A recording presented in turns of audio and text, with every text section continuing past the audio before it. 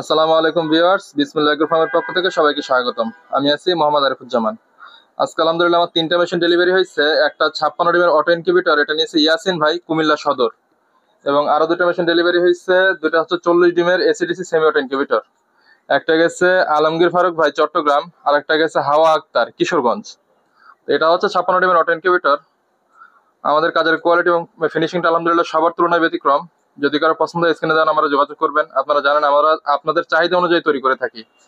যদি কারো এসি প্রয়োজন হয় এসি নিবেন, যদি কারো এসিডিসি প্রয়োজন হয় এসিডিসি নিবেন। তো আমাদের কাছে পাবেন অটো, ম্যানুয়াল, ছোট বড় যে কোনো ধরনের মেশিন আমাদের কাছে পাবেন ইনশাল্লাহ।